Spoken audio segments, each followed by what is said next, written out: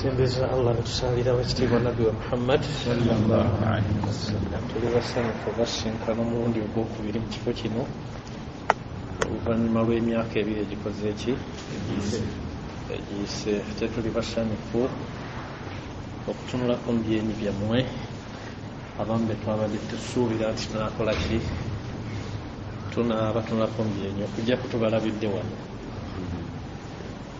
Ate tuli basanyufu olw'obugenyi. waman la yashkuru nnasa la yashkuru llah. Ensonga zenjagala okuba kujjukiza ziri ssatu zokka. Emu ekwatagana ku talabul ilmu, kunoonya kumanya. Eyokubiri kubakubiriza kukola nnyo. Eyokusatu kubeera na mpisa. Tujja kusookera ey'okunoonya okumanya, kuba ffenna tumanyi al-ilmu qabla al-qawli wal-amal.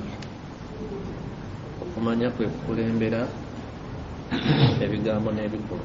Kitegeeza nti Obusiraamu bukubiriza nga tonnayogera kigambo kyonna, sooka onoonye okumanya. Nga tonnakola kikolwa kyonna, sooka onoonye okumanya. Era mu ekyo Obusiraamu ne bulaga nti ensonga yonna erina kukulemberwa kukola ki? Kumanya, n'eryoka etambula mu makubo gaayo mweteekeddwa okutambulira. Wa illa etaba nga teriimu kumanya, ensonga eyo eyinza okukola ki? Okwonooneka n'okutyankalana n'ebirala. Ku nsonga y'okumanya, Obusiraamu bwatwagazisa nnyo okumanya, era ne buteekawo amakubo mangi omuntu mwayinza okuyitira okukola ki? Okumanya. Mu makubo g'okumanya kugenda ew'omusomesa n'akusomesa. Mu makubo g'okumanya okubuuza abamanyi. Mu makubo g'okumanya okusoma ebitabo. Mu makubo g'okumanya saawa eno tulina amakubo mangi, tulina intaneti. Era gonna amakubo gaki? Gakumanya. Naye nga Obusiraamu kutwagazisa okusoma, ekisooka bwasitula omumanyi kwatamanyi, nga Allah bwaga nti yarfa illahu alladhina amanu minkum walladhina utul ilma darajat. Allah asitula abakkiriza mummwe yarfa illahu alladhina amanu minkum walladhina utul ilma darajat. Ogenda Ibn Kathir yali avunula ayo yagaa nti Allah asitula abamanyi mu bakkiriza, so si nga ffe bwe tugivunula abamu nti asitula abamanyi mummwe n'abo abaweebwa okukola ki? La, mulimu taqdimu wa ta'khir. Katonda asitula abamanyi mu bakkiriza darajaati, amadaala mangi nnyo. Kati Katonda okusitula omumanyi kwatamanyi, ekyo kiraga nti omumanyi alina enkizo nene nnyo. Ekyokubiri, Obusiraamu kutwagazisa okusoma ne buteekawo empeera mpitirivu nnyo ebyo yanoonya okumanya. Mpozi nga Nabbi waffe Muhammad sallallahu alaihi wasallam bwe yagaa nti man salaka tariqan yaltamisu fihi ilman sahala Allahu lahu bihi tariqan ila aljanna. Omuntu bw'akwata ekkubo okunoonya okumanya, Katonda amwanguyiriza ekkubo erimutwala mu jjana. Ne bagamba nti Katonda okwanguyiriza ekkubo ly'omujjana gwanoonya okumanya kwa mirundi kulimu engeri bbiri. Engeri esooka kwe kuba nti agenda kukwanguyiriza siraata. Ffenna obuzibu obuli ku siraata tubumanyi, naye yanoonya okumanya siraata agenda giyitako mu bwangu kuba yeewaayo n'anoonya okumanya. Ekyokubiri, okwanguyiriza ekkubo ly'omujjana kwe kuba nti yuwaffiquka Allahu lil'amal bil'ilm. Katonda akulungamya n'okolera ku irimu, ku by'osomye, ku by'oyize. Allah bw'akulungamya n'okolera ku by'oyize, aba akwanguyiriza ekkubo lyaki? yejjana. Ekirala, obusiraamu twagazisa okusoma n'okunoonya irimu. Tujja kulaba mu hadiisi ya Nabbi Muhammad sallallahu alaihi wasallam, naye nga ekikulu ekirimu bwe kuba nti abamanyi yabafuula warathatu anbiya, basika b'abannabbi. Hadiisi mwenna mugimanyi nti egamba nti wa innal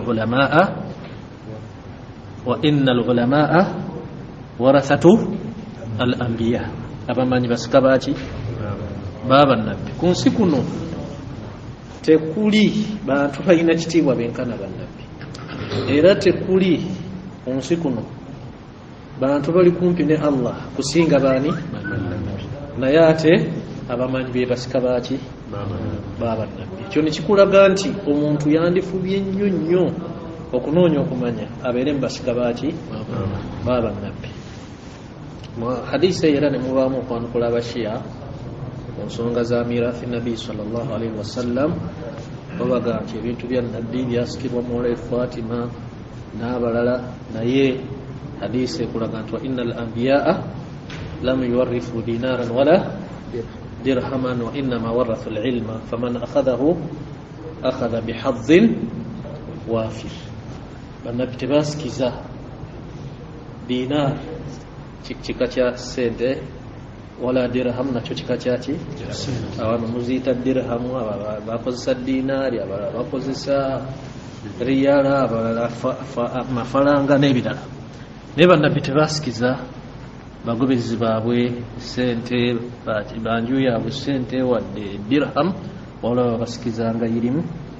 Nabbi n'amalirizanga ga faman akhadahu akhadha bihadhin wafir, yekwata ku irimu aba yekutte ku mugobo omungi ennyo omunene ennyo, omuntu yenna gwe yandittanidde. Ekyo ne kitulaga abasiraamu okutukubiriza ennyo okunoonya okumanya. Eyo hadiisi ya Abu Darda, waliwo ne Abu Hurayra.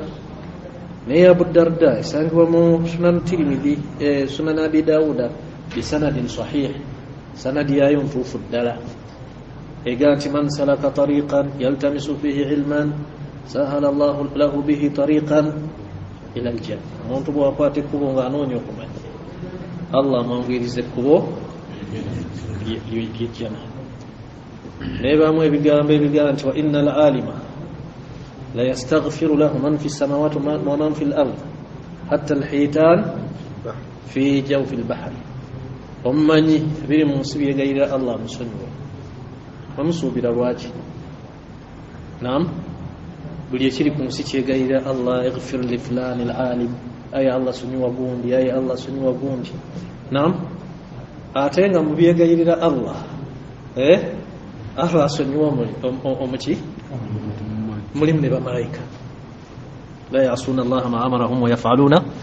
Kitegeeza nti edduwa zaabwe ziri ki?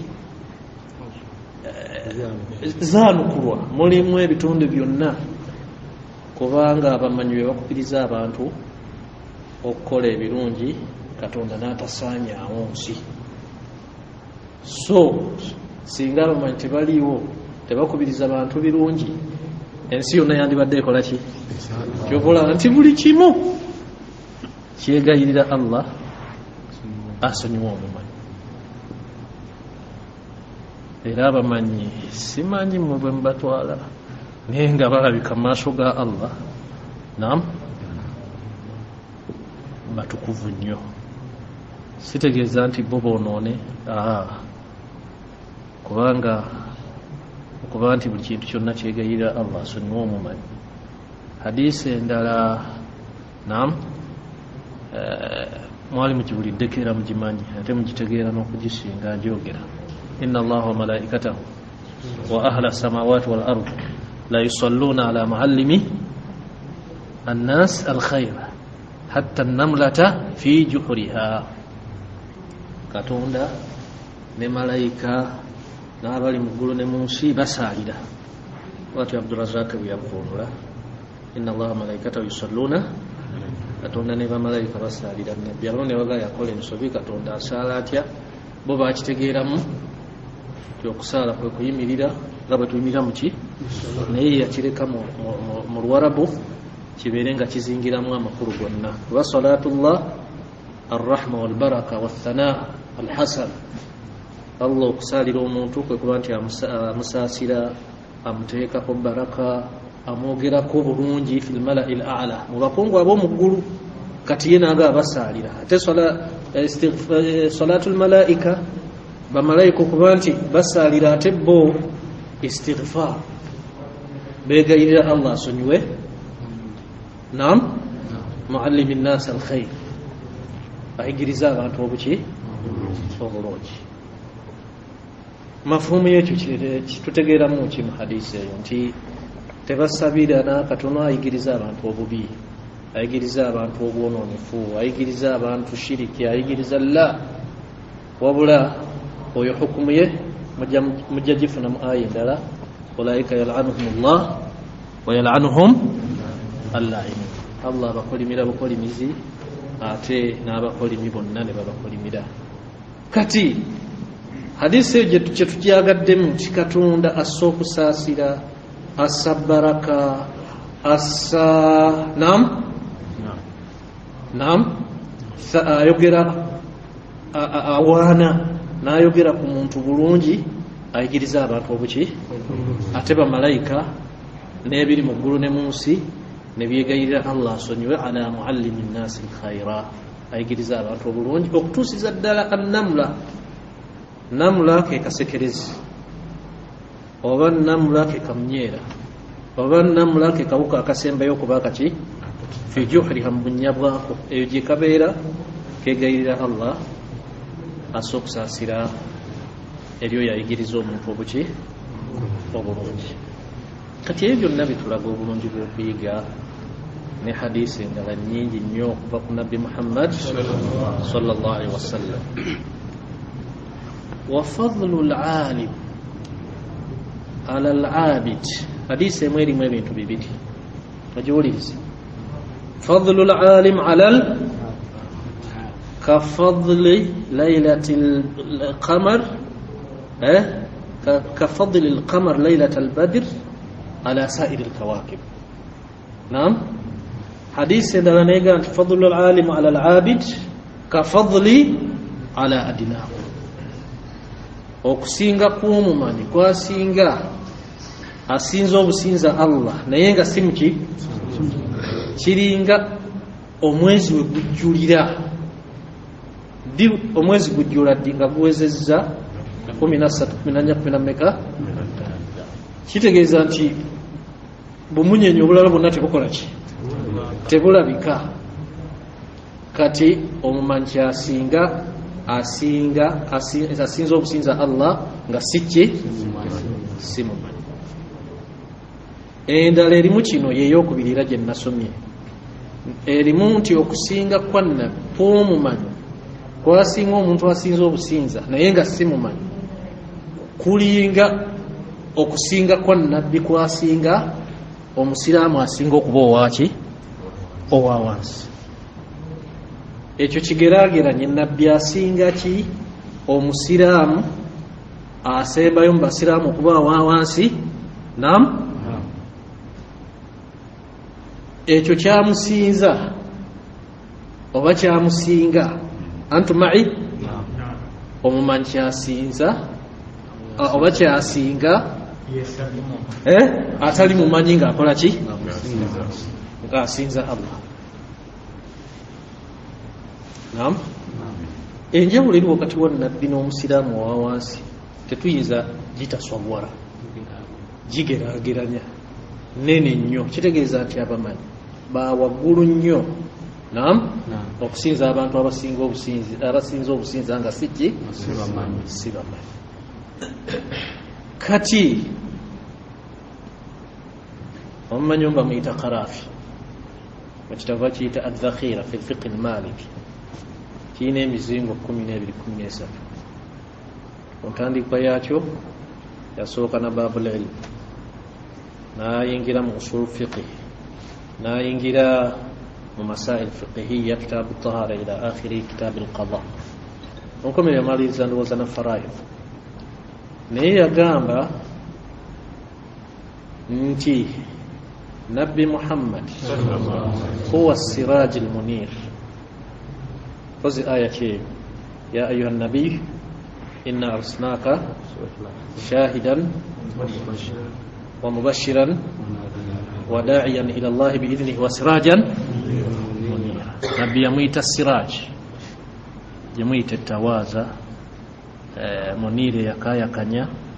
Kati okumuita siraj fenna tukimanyi nti enjuba bwe mulisa mu mwezi nga gufuna ki ekitangala, era buli omwezi bwe gubeera ewala n'enjuba kitegeeza nti ekitangala kyagwo kikola ki kiggwaawo oba kiba kitono.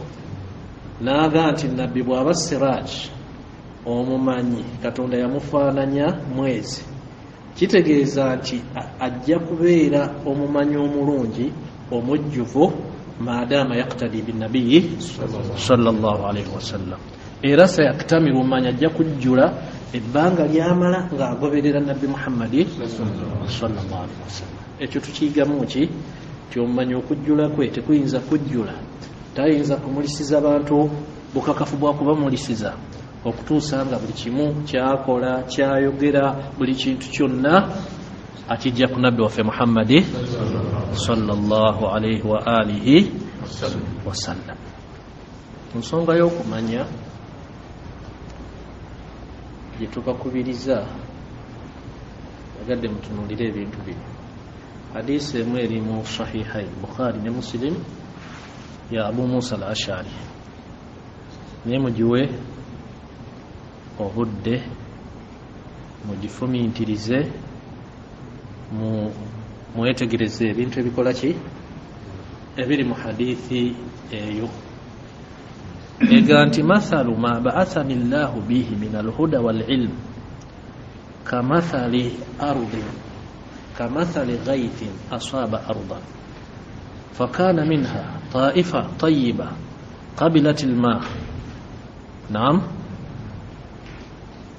فأنبت الكلأ والعشب الكثيرة وكان منها أجادب أمسكت الماء فشربوا وسقوا وزرعوا وكان منها طائفة أخرى إنما هي قيعان لا تنبت كلأ ولا تمسك ماء فذلك مثل من فقه في دين الله ونفعه الله بما بعثني الله به ومثل من لم يرفع لذلك رأسا ولم يقبل هدى الله الذي أرسلت به. حديث النبي محمد صلى الله عليه وسلم atukubira ekifaananyi ky'obulungamu bwe yajja nabwo n'okumanya kwe yajja nabwo. Kyeyali ategeeza ne huda obulungamu bwe bukkiriza wal amalu salih n'emirimu emirungi, oba kyeyali ategeeza ne alhuda alilmu bilhaqi wa qasduhu wa ithaaru, okumanya amazima n'okugenda eri amazima n'okuba nti omuntu gakulembeza. Hatha huwa alhuda wa huwa siratu mustaqim, era likubo eggolokofu Allah lyatulagira tumusabe mu buli swala, ihdina sirata almustaqim. Kati alhuda huwa al-iman, huwa al-islam, huwa al-amalu salih. Obulungamu nabbi bwe yajja nabwo, wal ilmu n'okumanya kulinga oba bifaanananga enkuba etonnya mu kitundu. Ekitundu ekimu ne kiba nga kirina ettaka ddungi ggimu, ne kinywa amazzi ago ne kimeza omuddo n'essubi ebingi ennyo. Ate enkuba n'etonnya mu kitundu nga kirina ajadibu, tugiyite tutya, emyala oba ensalosalo zaki z'amazzi ne zikwata amazzi, emifulejje, ensalosalo, emyala tugiyite emikutu, ekifula gye kigaana naam kati amsakatil ma ne zikwata amazzi abantu ne bajja ne banywa wa sharibu wasaqaw ne banywesa n'ebisolo byabwe wazara'u naam ne basiga n'okusiga ate neetonya ku kitundu ekirala nga kyo qi'an museetwe la tumsikuma tekikwata mazzi wala tumbitu ate tekikola ki tekimeza oyisiibwa nabbi waffe naga nti ekyo kyekifaananyi ky'omuntu ayiga fi diinillah katonda n'amugasa n'ebyo byeyantuma nabyo naga nti ate mu hadisi eyo ne mubaamu n'ekifaananyi ky'oyo lam yarfa'u lidhalika ra'asan naam lam yarfa atafuddeeyo walam yaqbal huda Allah n'atakkiriza buluŋŋamu bwa Allah alladhi ursitu bihi bwenakola ki bwenajja nabwo oba bwenatumwa nabwo Nabbi Muhammad mu hadisi eyo atukubira ekifaananyi kyayize n'atayize ekyo kimu ekyokubiri obuluŋŋamu bwe yajja nabwo ne irimu gye yajja nayo nabbi agifaananyiza enkuba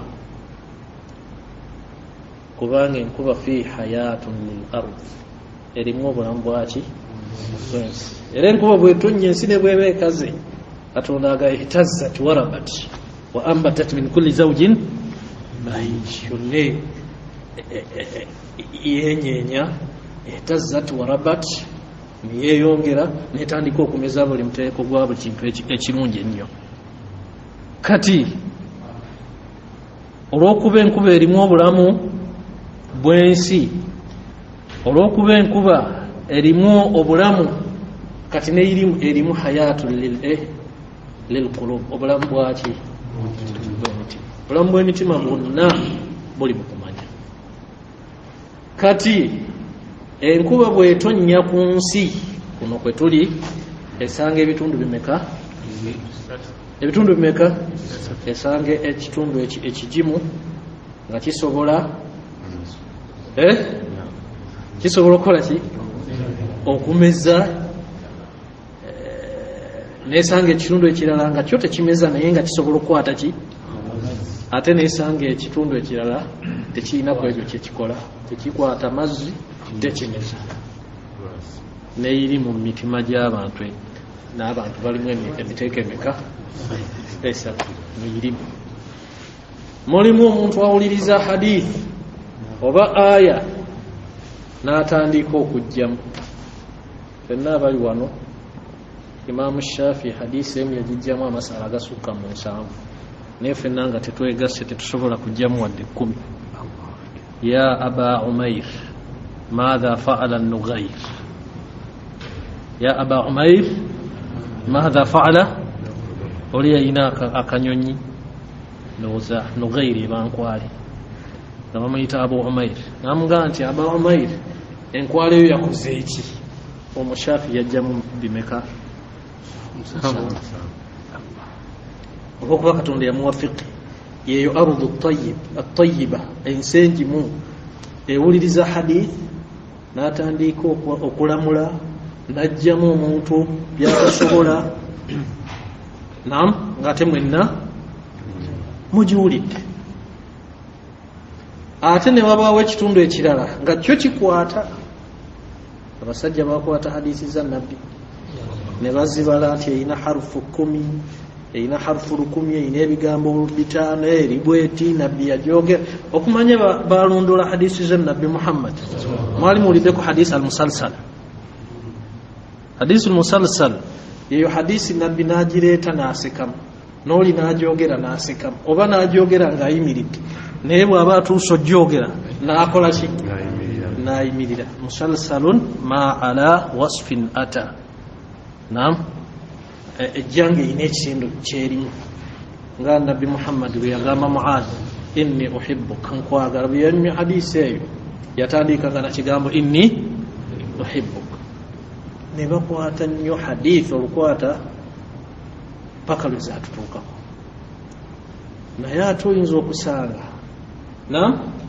ng'ate mu isitambako okugyamu amateeka ng'ate tebakola ki tebasobola kibalaba nti waliwo huffadhu hadith ne wabawo fuqaha abakwata hadith katonda yakuuma nabo hadisi za nabbi Muhammad sallallahu alaihi wasallam kubanga ekyo kiyingira min fi hifdhi ddin mu kuuma eddiini inna nahnu nazzalna dhikra wa inna lahu twassa qur'ani la fetujjikuuma kati nokukwata hadith ne zitutuukako safwa naqiya nga nnyonjo teziriimu kintu kyonna kiri mu kuuma ddiini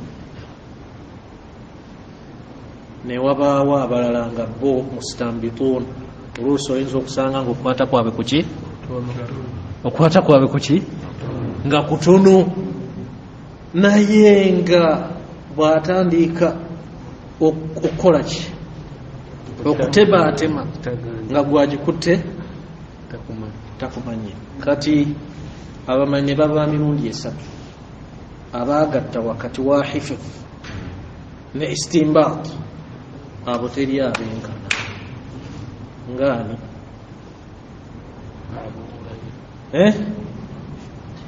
Imam Shafi'i, Ahmad ibn Hanbal, Ishaq ibn Rahawayhi, Maliki, Sufyan ibn Uyayna, abagata wakati wa bimeka Bukhari, Tirmidhi, Abu Dawuda, abali fuqaha muhaddithin ne wabaunga bali bafaayo nnyo ku ilmu alhadith naye nga janibu istimbat saidi y'okwanjuluza nga baali banafu nga tebatuuka ku bano abo ba mugaso nnyo kubanga ebigambo bya nabbi mumanyi byali tebyasooka kuwandiikibwa naye bafuba nnyo ne babikwata nabbi yayogera hadisi nnyingi okutuusa lwezaakola ki lwezatutuukako kati neirimu mu kukka ku mitima bwetyo waliwo nga baagatta bibiri waliwo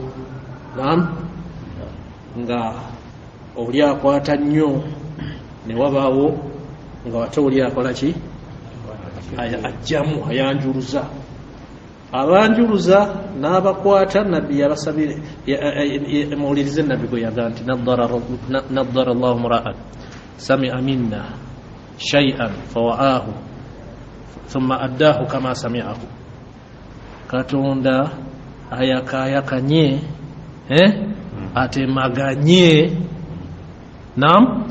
omuntu awulira ekigambo kyonna mu ffe oba ekintu kyonna n'akikwata fa addaahu kitegeeza n'akituusa ku balala kama sami'ahu nga bwakoze eki abo nabbi yabasabira edduwa ya nabbi kyobola nti aba hadith aba n'emyaka emeka naye nga feesi eringa ya mwana muki muto begendereze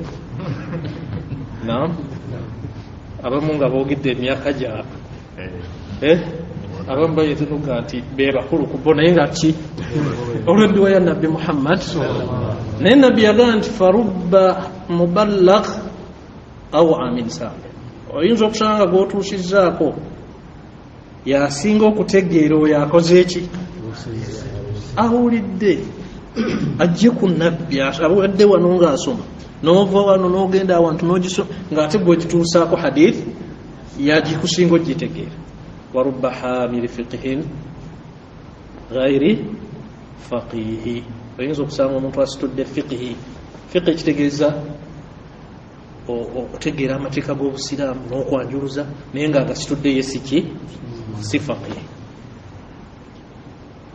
ate omutima ogwokusatu tali mubakwata tali mubanjuluza oyo nabbi yakola ki yamwogerako atya ku nkomerero ya hadith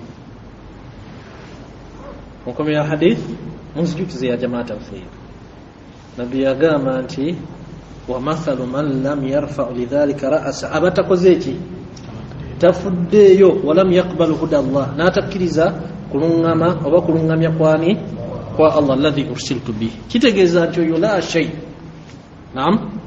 talina kyali mu maaso gani ga Allah Ibn Qayyim yasharaha nnyo hadithi eyo mu bitabo bisatu. Ekimu bakiyita I'laamul Muwaqqi'in, ekyokubiri As-Sawaa'iq Al-Mursala, ndowooza n'ekitabo ekirala. Naye yagamba nti abantu nga bw'olaba timulimu nti alina ssente ng'amanyi ozikozesa era ng'amanyi n'amakubo g'ayinza okukola ki okuzikozesa n'azikuuma nezaala. N'agamba nti gwe mutima ogwasoose. Musajja hadithi yazikwata ate asobola ozanjuluza. N'agamba nti daa'in wa muallim, muntu akola da'wa, ayigiriza abantu, mustambit, asobola okukola ki okwanjuluza. N'agamba nti oyo ye ganiyu, mugagga, alina kapito, ate ne sente ze asobola okukola ki ozikozesa. N'agamba nti owokubiri ye ganiyu, sente akola ki mugagga nnyo naye nga tamanyi turukul kasib, engeri gyakozesa ki sente naye nga aziina. N'agamba nti oyo nno ye hafiz, akwata hadith naye nga bw'omugajjamu kino tasobola kijjamu, obanga byajjamu bitono. Owokusatu talina ssente n'okukola takola ki tamanyi nakukola. Kati oyo n'agamba nti oyo khasir, oyo azikiridde, oyo ali muzibu.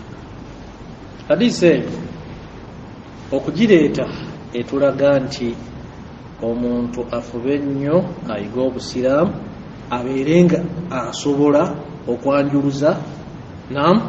Talinda, abasinga balinda Sheikh Gundi kyanaagamba, so nga ye Sheikh Gundi yadde mu bitabo n'asoma, yadda mu Qur'ani n'asoma, n'asobola okukola ki okujjamu. Ne wabaawo alinda obulinzi, ne wabaawo asobola okukwata hadithi. Baganda bange abalungi, irimu eno gye tusoma ey'obusiraamu saagadde genda nnyo mu bulungi bwayo kuba bwo buyitirivu, naye njagala tugijjemu emiteeko. Tulina irimu gye tuyita farudhu aini ne farudhu kifaya. Irimu nga buli musiraamu ekkakatako nga ggwe oteekeddwa ogiyiga. Otagiyiga ofuna omusango, ate oyinza okuba nga tofuna gumu, ofuna ogw'obutagiyiga n'ofuna n'ogw'okukola ensobi. Buli kyonna ekikkakatako we kikkakatirako mu busiraamu olina okusoma ekintu ekyo. Omusiraamu bw'akula n'aweza emyaka 15 ekyokulabirako alina okusaala. Omusiraamu kimukakatako ayige basaala batya, ayige empagi z'esswala, ayige obulombolombo bw'esswala, ayige mu butiraatu ebidde esswala, kubanga ekyo kikkakatako.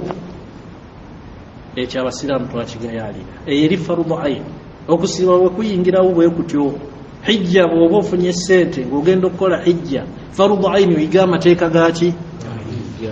Abasinga muli basuubuzi, bw'otuuka okusuubula era olina okuyiga amateeka g'okusuubula, ma yahillu wa ma yahrum, oyiga ebikkirizibwa n'ebitakola ki. Ekyo tekikomaawo.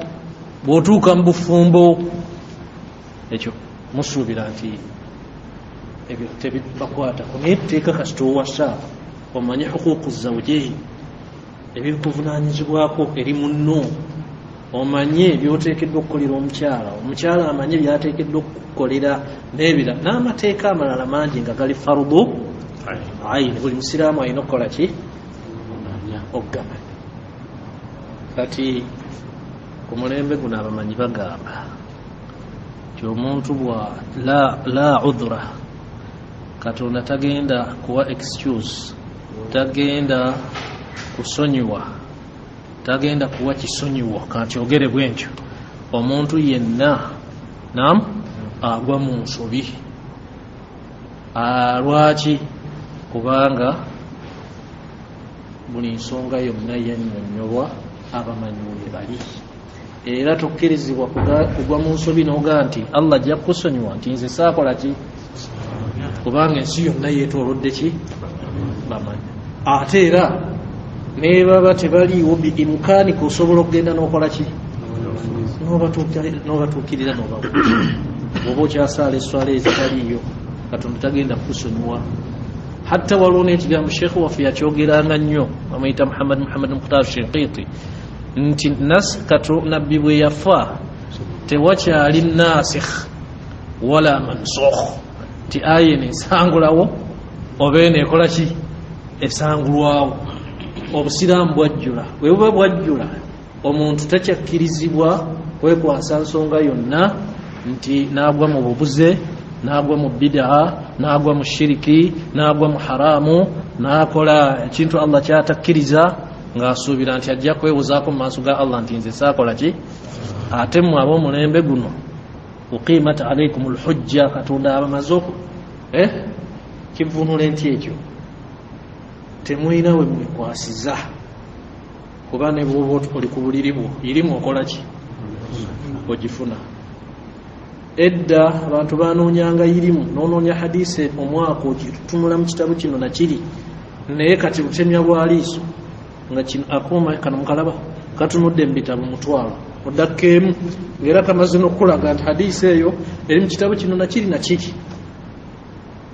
Intaneti zajja musuubira nti twafuna bwangu, naye ate Katonda agenda tubonereza nnyo, kubanga nze ebitabo bye nali sisuubira kufuna mu nsi, era nga nina n'ebye simanyi nti gyebiri, naye olutuuka ku intaneti n'okola ki, n'okiraba. Kati tubikwasa ki eyo fardu ain, omusiraamu buli ekikkakatako kimanye. Fardu ain okumanya aqiida yo n'ebigyonoona, empagi z'obukkiriza, teri akukkiririza mulala. Awo nno waliwo amasala mawanvu nnyo abaffe mu aqiida, okumanya nti Allah waali ali omu, Allah yasinzibwa. Hal yajuzu fiha at-taqlid, okkirizibwa okugaa nti nze ngoberera gundi, oba oyina talabu, oyina kusinziira ku imaani yo an dalil, ng'ova ku buki, ku bujulizi. Abamanyi abasinga ne bagaa nti mu aqiida la budda min an-nadhar fi al-adilla, oyina okutunula ku ki. Abamu ne baga tokkirizibwa gamba nti nze ngoberera gundi nti Katonda ali omu, ekyo tekimala paka nga gw'osinzidde ku ekyo kyokola ki, kyonoonyereza era kyomanyi. Kati ne tuba n'erimu gye tuyita fardu kifaya, ey'okumaliriganira, ng'abamu bwe bagiyiga baba bamalidde abakola ki. Irimu eyo fardu kifaya nalaba omumanyi omu yagimalayo, oba ekitabo kiyita Matinu Zubad Ibn Rislan yagaa nti kullu muhimmin qasadu tahassula min ghairi an ya'tabiru man fa'alahu. Buli kikulu nnyo, buli ekintu ekikulu ennyo nga baayagala bakifune, naye nga tebatunuulidde ani abaakoze eki, tebatunuulidde kinnoomu nti ono akikoze, naye nga batunuulidde omuntu yenna akikoze, abaamalidde abakola ki, naye nga ekintu kikulu. Eyo ebeera fardu kifaya. Kullu muhimmin qasadu tahassula min ghairi an ya'tabiru man fa'ala. Buli kikulu kyonna nga baagenderera bakifune, naye nga tebatunuulidde ng'omuntu nti ono yakifunye, wabula nga batunudde okutunula okulijjeno nti bano ebaba bakifunye gundi oba gundi, naye nga tebamwawudde abaamalidde abakoze eki, abasigadde. Nga iri mu ki? Obusawo bwetaagisa oba tebwetaagisa? Si kiri muhimu, si kikulu mu busiraamu. Hatta Imaamu Shaafi yagaa nti al-ilmu ilman, ilmu al-fiqhi lil-adyan wa ilmu at-tibbi lil-abdan. Abamu ne bongerako wa ilmu an-nahwi lil-lisan. Irimu ya mirundi ebiri, irimu ya fiqhi eri eddiini n'erimu y'obusawo eri omubiri. Abamu ne bongerako n'erimu ya nahwi eri ki, olulimi. Ffenna tuli basawo wano, naye ate abamu bwe bakisoma baba bakoze eki. Kati buli kikulu kyonna ilmu tibbi eyingiraawo, tijaaru, okusuubula abantu singa tebasuubula, singa ensi yaggwawo. Naye abamu bwe bakikola baba bakoze eki, okulima n'okulunda, ebyo byonna bikulu, naye abamu bwe baba bakikoze bakikuguse ne bakikolerako baba malida abakoze eki kati kino kigwawa omuntu okuba nti abaako nekyakuguka ekimuyimirizaawo aleme kalubiriza banne aleme kusabiriza ekyo kiri fardu ain oba kiri fardu kifaya naam kitegeeza nti buli musiraamu kikkakatako wujuban aini obukakafu obweyawulidde buli musiraamu okuba nti abaako nekyakuguka ekinamuyimirizaawo aleme kalubiriza ki obuko obulimi oba okulunda oba tijara wahaka baddu ba Allah balungi irimu gyetwogera eyo tulina ilmu nafi' ne ilmu adar irimu nga ya mugaso ate ne wabaawo ne irimu ekosa irimu ey'omugaso yekugasa mu ddiini yo nekugasa mu nsi yo nga bw'ogiyiga teriimu kunyiiza Allah naam teriimu kukosa balala wahakadha eyo ilmu nafi' irimu nafi' tutegeeza nti irimu n'ogisoma n'ogikolerako oba irimu bw'oba togikoleddeeko tekirina makulu kukola ki giiga nga irimu eyo egasa basiraamu irimu esinga irimu zonna ilmu tafsiri ilmu abantu gye twagayalirira biga okuvumula ebigambo byani n'amakulu agabirimu n'osoma Qur'an n'omanya Katonda kye yagenderera teri irimu yenkana tafsiri abadan kubanga tafsiri bigambo byani ate obulungi bw'ebigambo bya Allah ku bigambo ebisigadde ka fadlillah ala khalqi Katonda kyasinga ebitonde bye n'ebigambo bye kyebisinga ebigambo ebikoze eki kitegeeza nti abasiraamu twettanire nnyo Qur'an tugiwa obudde obusinga mu irimu zonna lwaki ebirungi bya Qur'an siyinza bimalayo fadailu Qur'an naye yeyimiriddeko okulungama kwaffe n'okwesiima fi dunya wal akhira ate iri Qur'an yakuŋŋaanya buli musingi gwa irimu yonna mweri bw'oba weetegereza kumpi irimu zonna ez'obusiraamu nga bwe tuzisoma ziweereza ki ziweereza Qur'an kati bwe ziba ziweereza Qur'an kitegeeza nti abasiraamu obudde bwabwe babuweeyo nnyo ku Qur'an Katonda mu kutwagazisa okusoma Qur'ani n'okugiyiga n'okuba nti naam tugisoma nnyo hadisi nnyingi nnyo nga surat al-Baqara naam bw'ogisoma mu nju sitaani zikola ki zidduka okukwagazisa kusoma Qur'an Allah nabbi nakugamba hadisi entuufu nti bw'osoma harufu emu ku kitabu kya Allah ofuna ebirungi bimeka 10 naye ebyo byonna lwaki Qur'an tugisoma liyadabbaru ayati Qur'an tugisoma gyetegereza Qur'an erimu ebintu bingi abantu singa baali bawadde Qur'an obudde ne bagimanya obukakafu bw'okugimanya singa beesiimye nnyo kubanga mulimu aya zirimu ebyama ng'ogisoma ku kintu naam ne kiba kyangu nnyo naye lwakuba Qur'an tetugiwa ki budde baddu ba Allah abalungi oluvannyuma lwa Qur'an erimu ki eddawo ilmu alhadith ilmu yaki ya hadithi bigambo bya Nabbi Muhammad sallallahu alaihi wasallam lwaki hadithi tuziwa obudde kuba zinnyonnyola Qur'an lwaki hadithi tuziwa obudde bigambo byoyo alladhi la yantiqu anil hawa in huwa illa wahyun yuha kati hadithi nga bw'olaba enkizo nabbi gy'alina ku bitonde era ebigambo bye ze birina ku bigambo ebikoze eki ebisigadde ekyo kitegeeza ki nti abasiraamu obudde twandibuwadde nnyo ebintu bibiri okusinga ebirala Qur'ani naki ne hadithi kati buli hadisi zinyonyola Qur'ani hadithi zina ahkam mustaqilla mateeka getongodde nga tegali mu Qur'ani. Hadithi zitubulira ebintu bingi oluusi nga ne mu Qur'an tebikola ki tebiri. Kati abasiraamu budebwedeyo robosa naam robosa nenda kufunza obudde tubuwe ki tubuwe hadithi za Nabi Muhammad. Ate nze ngamba nti omuntu bw'aba asobola okusitambata naam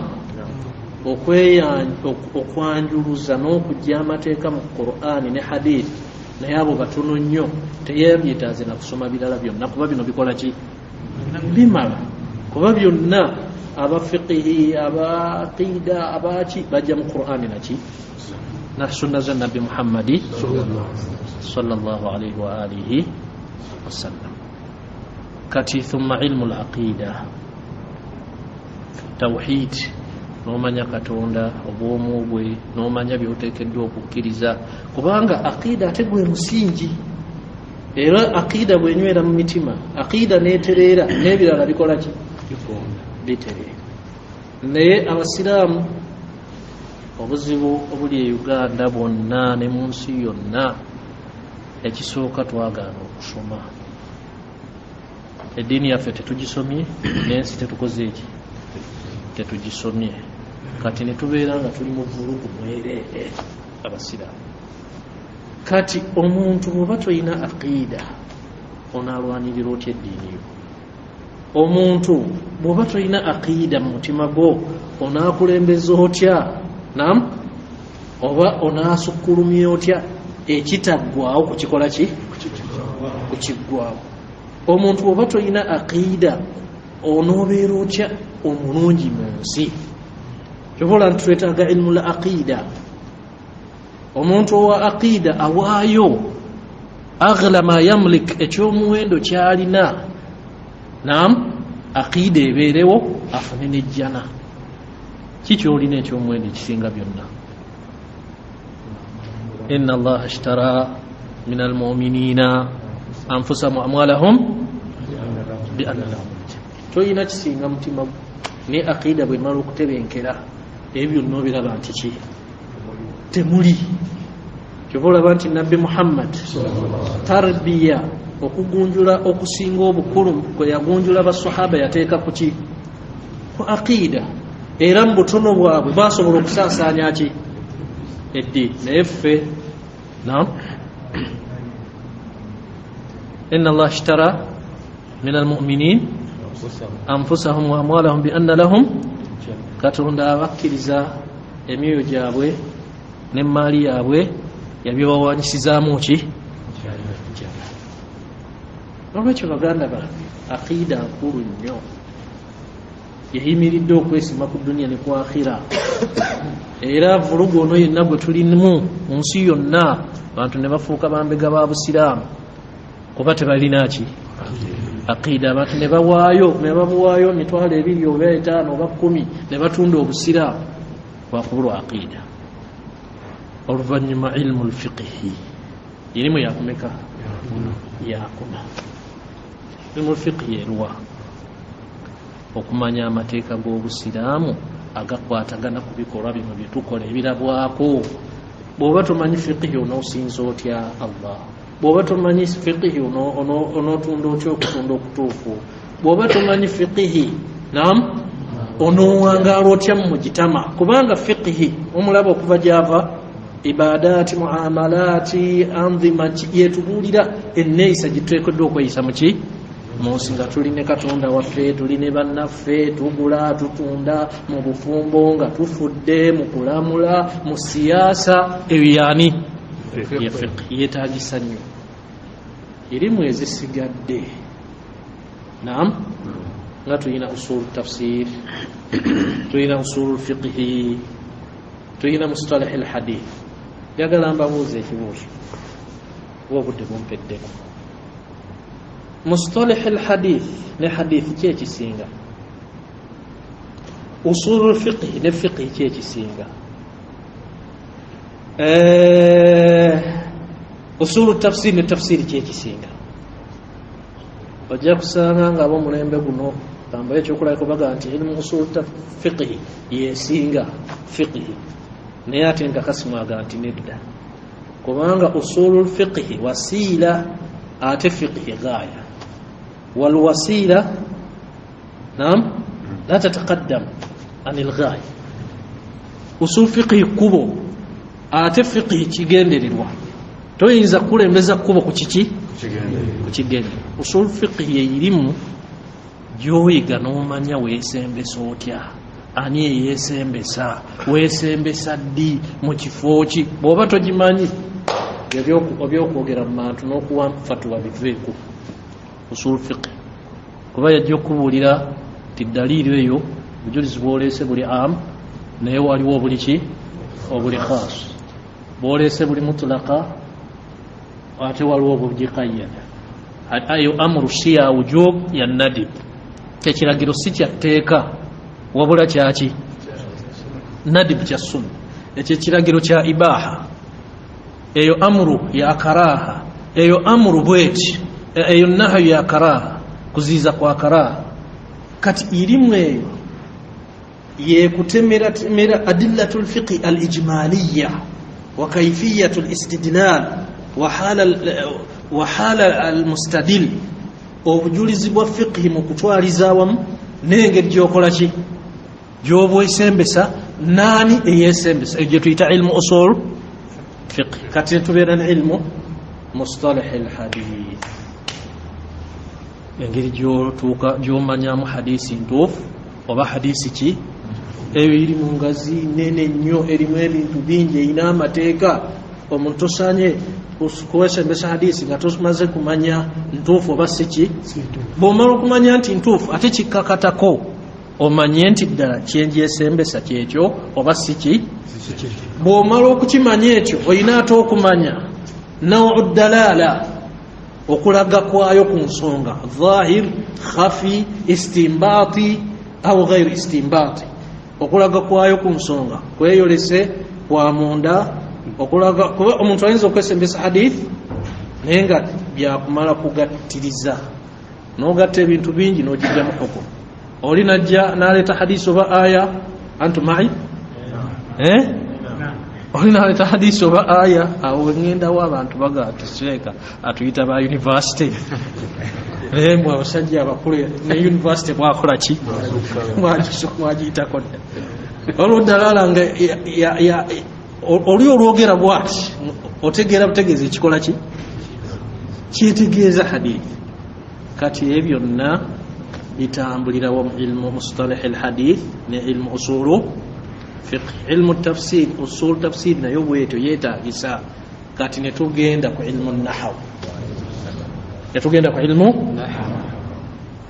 nahaw ilmu albalagha ilmu nahaw kitegeeza olulimi lwo okululongoosa nga oyogera olulimi oluki notakubambogo kati irimu eyo naye erimu ebintu bingi nnyo bw'oba oyagala okusoma bulungi Qur'an olina ogimanya bw'oba oyagala obutasobya olina ogimanya bw'oba oyagala okugjayo amakulu obulungi ag'ekigambo irimu eyo oteeka okukola ki ogimanya genda bawo ebyokulabirako bibiri aga nti wa inna kathiran min alkhulata la yabghi ba'dhum ala ba'd illa alladhina amanu wa qalilun ma hum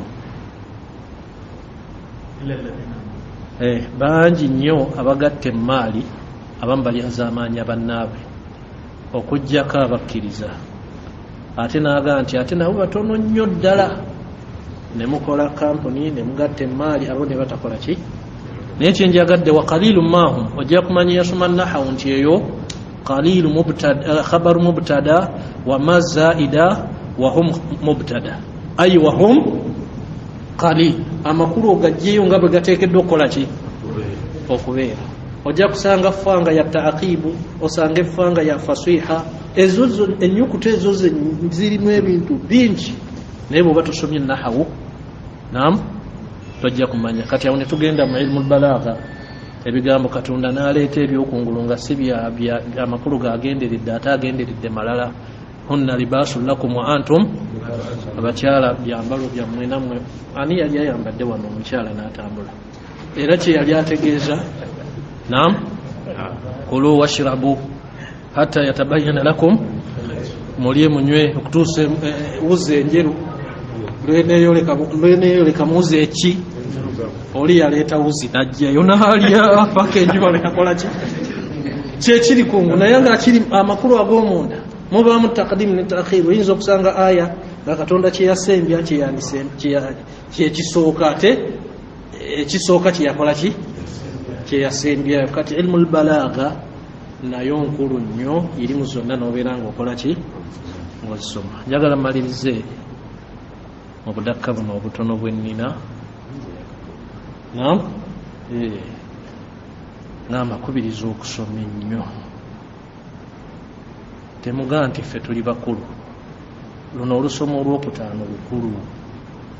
Bw'ofuna obudde n'ofissaawo tuulako mu ndalasa zaaki z'abamanyi, teweekuluntaza. Ekyokubiri, bw'oba osoma irimu gijje ku bannyiniyo. Ekizibu kye twafuna, bangi abayingira mu irimu nga si bannyiniyo. Bw'oba osoma hadithi zijje ku baasoma hadithi. Bw'oba oyagala lulimi lujje ku baasoma ki?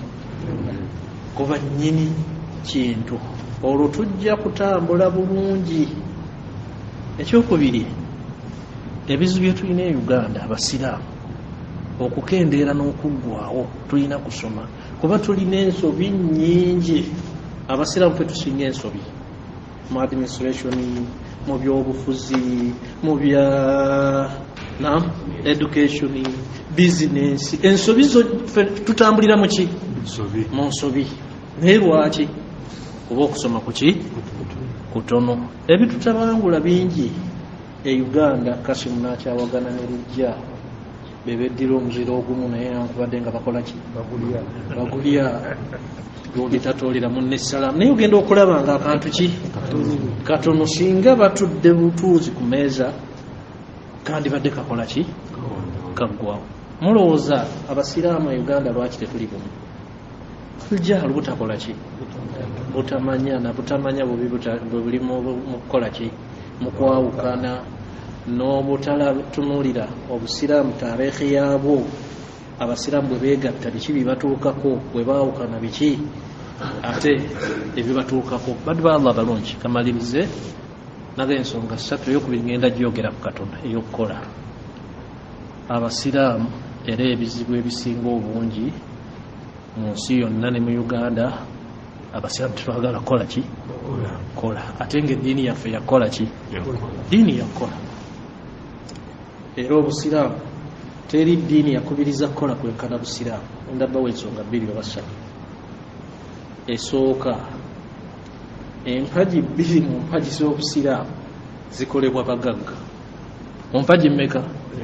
Empagi eya zaka n'eyaki? N'eya hijja. Ekyokubiri, obusiraamu ne bugaa nti omuntu talya kintu kisinga bulungi kusinga kivudde mu ki? Min amali yadihi. Muntu oyo ze wa inna nabiyallahi Daawuda kaana yaakulu min amali yadihi. Ekyo kubiriza kukola ki? N'atuuka n'ogaa nti singa omuntu asennya enku, wakwata emiguwa oba ebyayi n'agenda mu kibira n'asennya enku, kyekisinga obulungi gyali min an yas'ala nnaasa, kusinga okusaba ki? Atawuhu aw manawu. Bamumye oba bakoze eki? Oba bamuwadde. Kitegeeza nti obusiraamu tebwagala kulera ki? Ngalo. Omusiraamu olina okukola. Ku nsonga y'okukola abasalafu baagikubirizanga nnyo. Mu mulembe gw'abataabiin omu yagaa nti iktasibu wattajiru fa innakum fi awaanin idha ihtaja ahadukum kana awwalu ma yaakulu diinahu. Mupakase musuubule kubanga muli mu mulembe. Omu bwe yeetaaga kyasooka okuwaayo ddiini ye. Ekyo kitegeeza nti omuntu atunda eddiini ye olw'okuba talina kyakulya. Olirize ekigambo kino mukimanyi. era mwali mukiwuliddeko naye mbajjukiza bujjukiza. Nabbi ani? Teyali nabbi, yali Luqman al-Hakim. Yagamba omwana we nti mwana wange kola, kubanga omuntu bw'ayavuwala Katonda amugezesa n'ebintu bina. Kiro yavuwala manya nti bina bikulina. N'asooka khiffatun fi aqlihi. Sheikh nyambako khiffatun fi aqli, amagezi ge gaba matono. Era omwavu mukimanyi takola ki? Tateesa, tategeera, era teryabala nti omwavu ategeera. Naga nti wariqqatun fi diinihi, eddiini ebanja bayaba ey'omwavu. Omusajja ayogera kituufu kisigwe mwavu mutweko gwe mwavu. Kyo katukireke mu nahiyatul aqida, abaffe kituufu oba si kituufu. Naam, eddiini ebaki ebanja bayaba, eba nkende kintu raqiq kiki kijiwunguka. Lwaki? Omwavu ojja kulimba, omwavu bw'olina entondo. Omwavu buli kimu eddiini eyinza okufa olw'obwavu. Bajja kugamba nti gwe genda olirabika olina ebizibu bingi, genda bakkebere. Olw'obwavu ogende bakole ki? Bakkebere. Mwe mulabika ebyekika kyammwe ebyo ebikola ki? Empewo ze zibatawaanya mukole ki? Mutereze empewo. Waliwo okukola ki? Okusinza balwaale bakuyita batya okwo? Musamire. Wallahi osamira.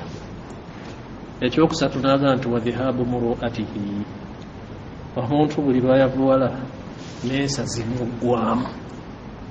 Murua abamu tebaawulawo wakati wa nsonyi n'ansa, naye ensa kitundu kuki? Ku nsonyi. Waliwo ebintu ebitajja ebyawukana ne kalikya, ebyawukana n'empisa, ebyawukana n'abantu abajjuvu nga gwe n'obikola nga si kya mu nsa. Abantu ab'empisa tebakikola. Abantu abagoberera kalikya entuufu etakontana busiraamu tebakikola. Gw'okikola lwakuba ki? N'ogenda ku mbaga ng'oyambadde sapatu, olina okubaawo kyokka naye nga tokola ki? Ebaga yarabye omusajja omukulu yazze ayambadde ki? Sapatu. Ensa ziri luddawa? N'olwanira emmere ku mbaga n'osamba n'okola ki? Murua ziri luddawa. Naga nti wa a'dham min dhalik, ekisinga ate ebyo byonna hawaanu nnaasi laka, abantu bakunyooma. Atalina mpisa omwana wa kunyooma, atalina ssente omwana amunyooma, n'omukyala amunyooma, ne muganda wa amunyooma, ne bw'owaba nga mukuŋŋaanye. Naam, mpulira muzeeyi naye nga oli ayita muzeeyi ate ye baabawooli. Naye lwaki amuyita muzeeyi? Kuba yakola ki? N'olwekyo abasiraamu sente zino Katonda ze yafuula kiyama ze ziyimirizaawo abantu beeyagala. Ejjana nzibu ku mugagga, naye ate era ku mwavu ate ki? Nzibu nnyo. Mu mannya ga Allah mulimu ganiyu. Abamanyi baali boogera ku mugagga eyeebaza n'omwavu omugumiikiriza ani asinga. Nali mpandika ekitabo kya Itimam Qaida Sheikh al-Islam Ibn Taymiyyah fi sabri bidhikri ash-shukr. Nasooka nenga nti omwavu yasinga. Naye oluvannyuma lw'okusoma ebitabo ebirala nengenda nyongerako nakyuka nenga nti omugagga teryakola ki? Teryamwenkana. Ate omugagga agezesebwa nnyo okusinga ogezesebwa kwaki? Kw'omwavu. N'olwekyo abasiraamu tupakase, tetunyooma mirimu. Ate bwe tuba tumaze okupakasa, manyi muli eno muli bavubuka abasinga obungi. Naam, sente tetuziteeka mu haraamu, tetuzidiibuuda. Abamu baagala n'akwata essimu esinga bonna, n'agulira omumalaaya, n'amugulira emmotoka n'amugulira ki sente tuziteeke mu bintu ebitugasa ebigasa famire zaffe n'ebiyamba obuki omusiraamu bw'oziteeka mu haramu tezibaamu ki baraka tetudiibuuda tukole njiyite ntya abasiraamu omwoyo oguyamba mwagufiisa naye ng'eriyo omwana wa muganda we mugezi naye muganda la hawla lahu wala quwa naye nga tosobola kumuyamba muntu omu noga nti nze ono mweyimiridde muyambe nali Riyadh mpayo ndakabutani bwokka bwensabye nali Riyadh nengenda ku nadduwaatu shababu alalami mu lutambula lwenzize omulundi musajja omu bwe twamala okusaala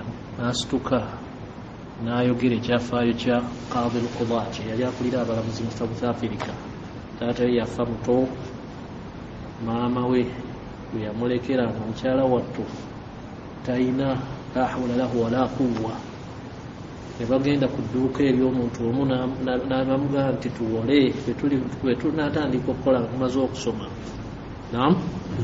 tuli kusasula ne bajjayo ebintu ng'oli awandiika buwandiisi paka lwe bakola ki bwe yamala okusoma bwamala okusoma n'afuna omulimu n'agenda gyali nti nne kati nasasula ntya natandise okukola namuga atofaayo ojja kusasula mu maaso n'akola seera nekiyitawo najja okusasula oli namuganzize kati mbuulira engeri gye nasasulamu naye nga buli nnaku bye balya bajja ku dduuka eryo paka lwe yakula n'amaliriza okusoma namuga nti njagala onsasula ekintu eki kyenkukoledde tobaako n'ennusu gy'osasula naye bwotyo bw'oba okolera abantu abasigadde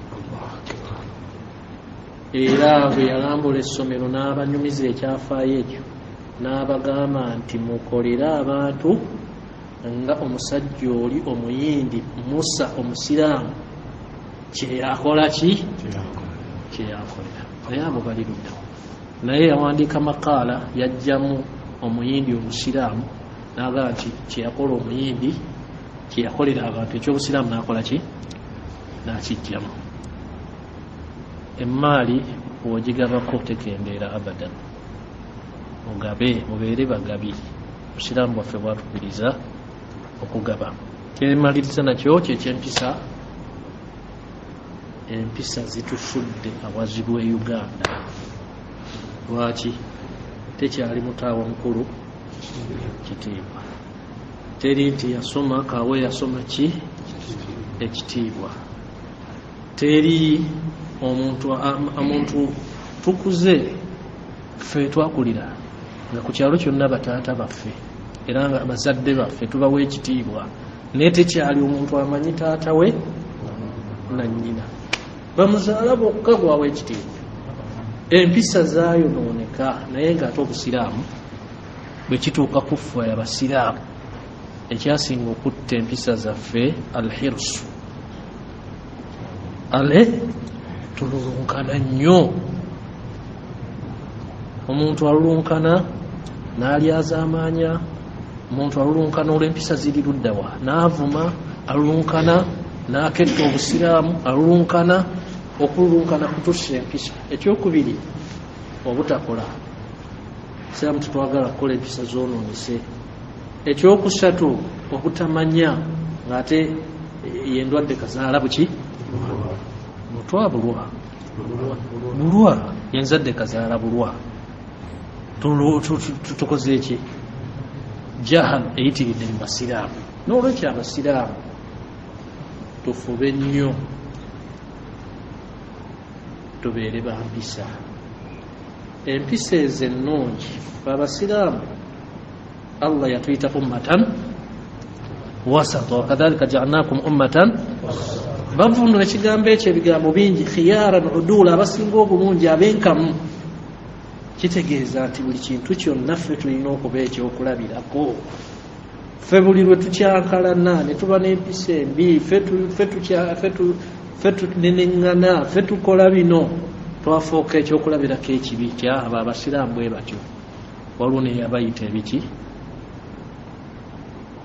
munzijukize muzirimu arabish tusimanyi nnyo oluzungu ekitegeeza ki kasasiro lwaki balwanira akazindaalo naye nga bonna bantu bakulu lwaki bali ku mukolo bonna beeyita bamufuti n'olwekyo basiraamu empisa tuzirongoose mu kufunza ekigambo ky'empisa empisa zireeta okwagalwa omuntu w'empisa teri atamwagala mwemulowooza nze lwaki banjagalanye wala faka ku kyalo gyezaalibwa banjagala eno gyesizaalibwa simanyi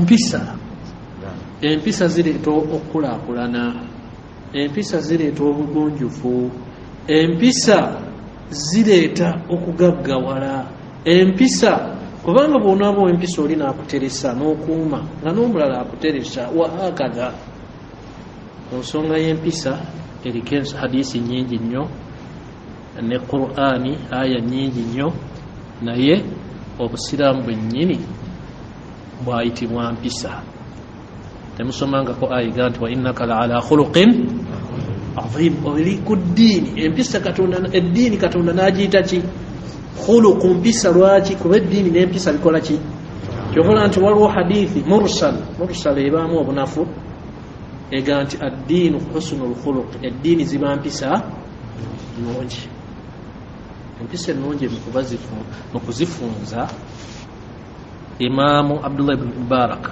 baamugamba nti tufundize husnul khuluqi fi kalima empisa ennungi zonna mu kigambo eki yagaa nti tarkul ghadab empisa ennungi butakola ki kubanga buli awabeera okunyiiga ekiddirira tekiba kiki awali okunyiiga waliwo okutta waliwo okuvuma waliwo okukuba waliwo okukola ebitakola ki ebitasaana kyobola nti yafunza empisa ennungi mu butanyiiga ne bagamba nti empisa ennungi attahalli bilmakarim wattakhalli ani radhail empisa ennungi ebintu ebyettendo ebirungi omuntu neyeewunda nabyo beera wa mazima beera mugumiikiriza beera wa kisa beera wa nsonyi beera owensa beera ayina ki ayegendereza haramu zempisa ennungi n'oleka ebibi omulala n'agamba yali annyonnyola empisa ennungi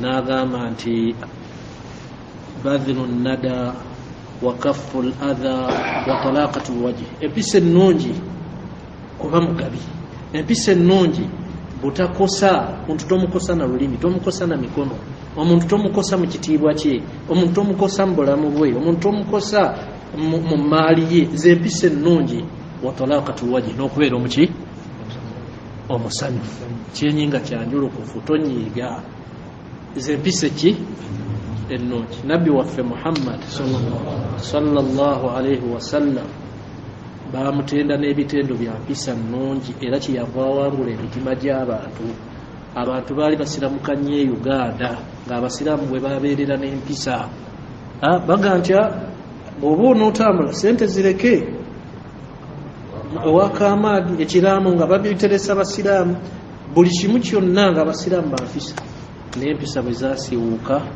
twafuuka abavumiriza obusiraamu bwaffe omusiraamu ekimwawula ku balala bonna mpisa nnungi empisa ennungi eri omusiraamu kiringa mukiyita mutya ekiki ebbala ku mubiri nga bwolaba eryawukana ku mubiri n'omusiraamu bwayawukana ku bantu abalala olw'empisa ze singa tunaaba n'empisa ennungi abasiraamu baddu ba Allah tujja kuba twesiima ku duniya ne kuki ne ku akhira bandu ba Allah munsonyiwe empanvuyizaamu akuno mujja kansonyiwa kubanga simanyi ndidda oba sirikola ki sididda naye saba kunsonyiwa ate nange ebigambo mbana bingi naye budde bwebukola ki kuba kumpi nsomeseza topiki emu naye inshallah saba munsonyi obuyitidde na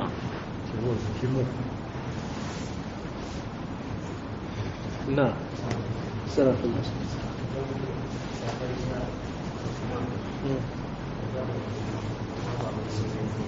Naam. Yes, sir.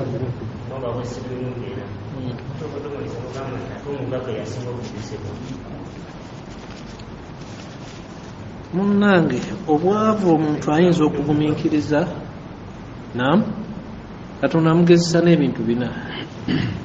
La shakka.